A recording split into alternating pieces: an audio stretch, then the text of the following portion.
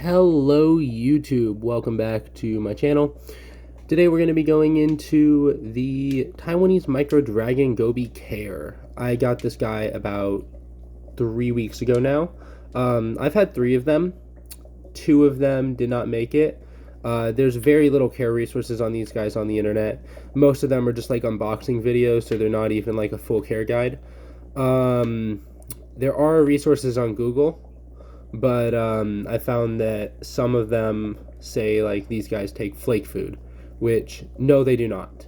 These guys have to have a diet of brine shrimp and possibly bloodworms. I haven't tried bloodworms with them yet, but they need to have a diet of meaty foods, live foods, frozen foods, stuff like that. And I have found that they need to be spot fed. They do not hunt down their food. They're ambush predators. They wait for stuff to come by their face. So there's that. Their minimum tank size is 5 gallons. They do not move that much. They are inquisitive, curious little fish with lots of personality, but they don't move around that much. They can be housed with dither fish. In this tank, I have them housed with 4 white cloud mountain minnows who are in here for temporary holding. They're going to be going into my 20 long stream tank, which will be a video soon. Their general setup, let me show you. Sponge filter in the back, lots of crypts, lots of soft sandy substrate. There's a little toy fish in there. I should probably I've had it in there for years now, so yeah, soft sandy substrate. They do like rocks. They will perch on top of the rocks. I've seen them do it before. This is a 5-gallon aquarium. Obviously bigger is better, but I cannot I don't have the space for a 10-gallon right now. I do recommend doubling the tank size for all of your fish. So if the minimum tank size is 2.5 gallons, then do 5 gallons, which there's only like 1 or 2 fish that I can think of that could even possibly fit in there, and that's the dwarf anchor catfish and your whatchamacallums. Just a second, it'll come back to me. Least killifish, that's what it is. Least killifish. Although it's not recommended, the minimum tank size for all fish I think should be at least 5 gallons. So don't put anything in a 2.5, please. Only shrimp can fit in that size of a tank. But with all fish, please try and double the tank size that they need. Or at least add a couple gallons onto it if it's like a large fish. Like if it's a fish that needs 55, then give it a 60 or something like that. Although these Taiwanese Micro Dragon gobies, they can do fine in a 5-gallon because they don't move around that much. As you can see, this guy hasn't moved, and it's been like 3 minutes 40 something seconds on camera, but in real life it's been about 5 minutes because I've paused the video a couple times. And yeah, so he hasn't moved much. They do burrow. You can see he's not burrowed right now, of course, but I'll probably drop a picture in here or something with my fancy editing software of them burrowed. When they do burrow, literally only their nose and eyes are above the substrate. Like they like even their gills will be below the substrate. That's how much they burrow. So these guys are pretty cool. They do prefer a decent flow, moderate flow, which is why the sponge filter in this tank is turned all the way up. They can do fine in lower flow as well. They don't need that high flow, but it is preferred. They like densely planted and lots of decor, which is why there's all these rocks in the front and then crypts in the back, hornwort at the top. I have found that they don't tend to show themselves that often. You'll see them every couple of days. I've got lucky and seen this guy for the past 3 days every single day. But otherwise, they don't tend to show themselves that often. Sorry, still recovering from a cough. But, so they don't tend to show themselves often, which makes them a little bit of a treat to get to see. And they're kind of hard to find because they do burrow under the substrate. And when they burrow, even in a 5-gallon, it took me... This guy didn't show himself for the first 2 weeks after I got him. So I had no idea if he was alive, dead. I didn't know what was going on. Like, I mean, there's no way to escape this tank. It has a very tight-fitting lid. Like, even Least Killies couldn't get out of this thing. Or, not Least Killies, Rocket Killies couldn't get out of this thing. But, oh, that was cool. I caught him eating something on camera. Probably like a little Daphne or something. I didn't get to see what that was. But yeah, they are micro-predators. They take micro-predatory stuff. So give them like scuds, give them baby brine shrimp, give them blackworms, vinegar eels, stuff like that. They'll love it. They'll eat it up. They can do fine on frozen and only frozen. That's what I'm keeping this guy on right now. But it is preferred to have some live foods, which this guy will eventually be getting live foods once I get a blackworm colony set up. These guys are shrimp safe, sort of. They can be kept with adult shrimp, but they will eat the babies. And they will actively hunt the babies as well. So if you're planning on breeding your shrimp, I don't recommend... And as you saw, they're very, very fast. They dart around really fast.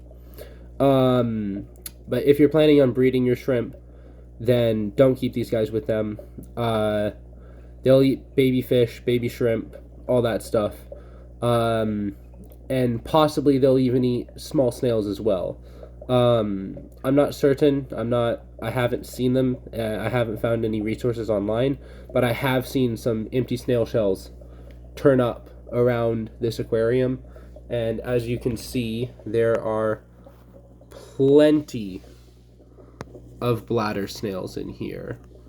So it's definitely a bit of a snail-infested aquarium. I like snails.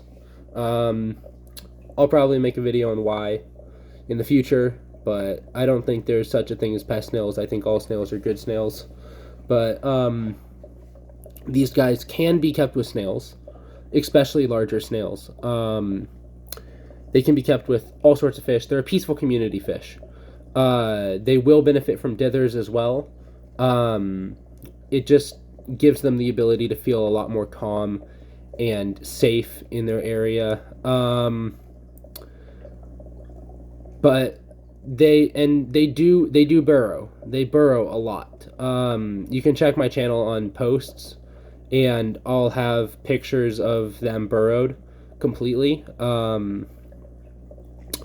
But yeah, it's definitely been a trial and error process for me to keep these guys.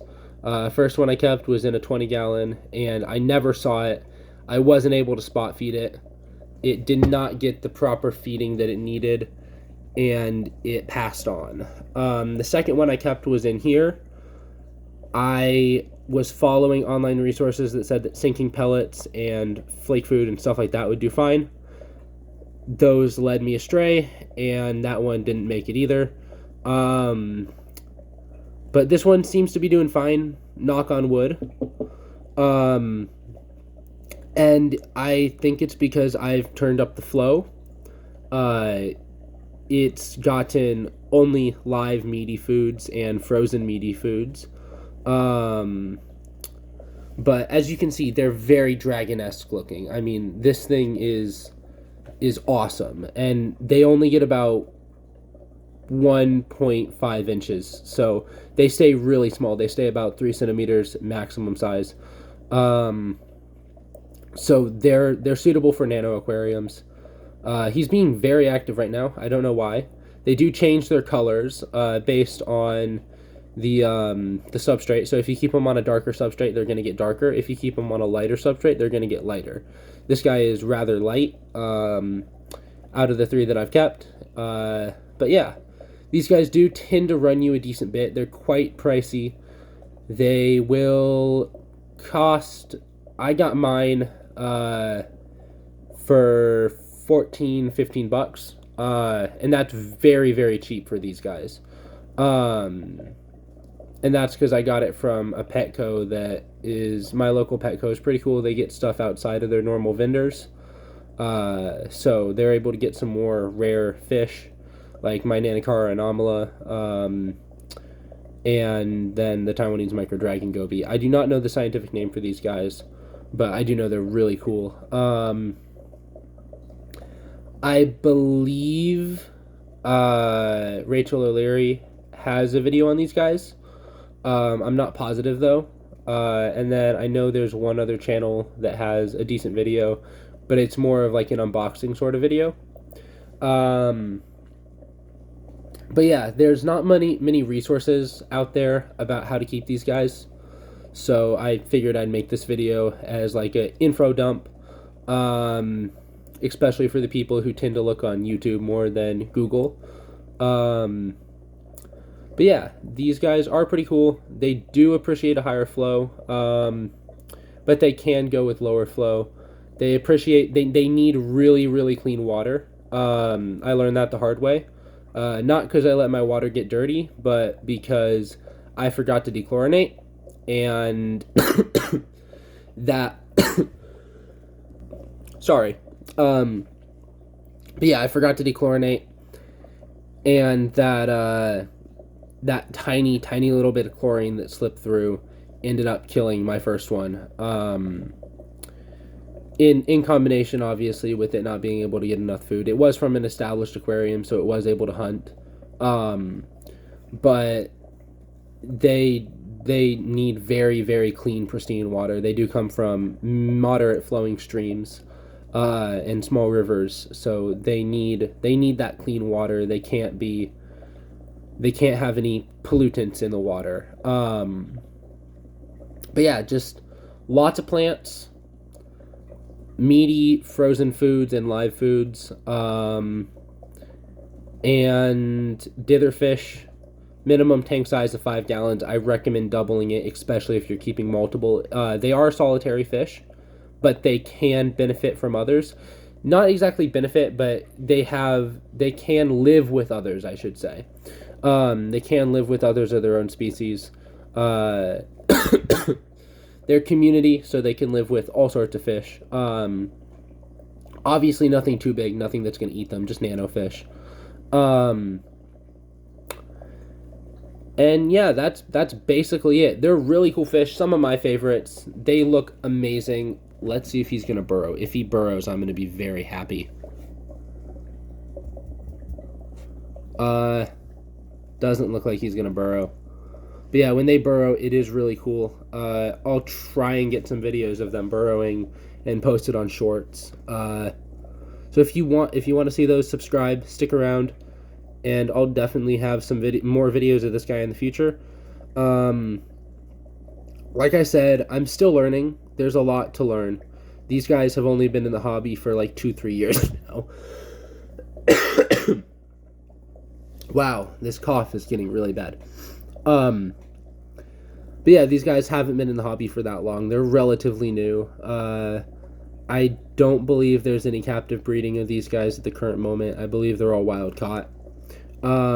Which there are some issues with that, obviously. But the sooner we can start captive breeding them, the better. So if you find out how to captive breed them, I don't know how to captive breed them. I will probably do my research on that and then make a video on these guys. Once I learn how to sex them, I do not know how to sex them at the current moment, but I'll definitely be making like a part 2 of this video, and just going over breeding, sexing, stuff like that. I believe the males have a bit of a more pronounced jawline or something like that than the females. So yeah, there's that, and then the males are more vibrant. But yeah, they do yawn like that, like you just saw, and it's absolutely adorable. These fish are some amazing, amazing fish. Um, so that's basically it. Thank you guys for sticking around. Hopefully this has helped you out. If it's helped you, feel free to subscribe. My videos are normally about fish, spiders, all sorts of stuff.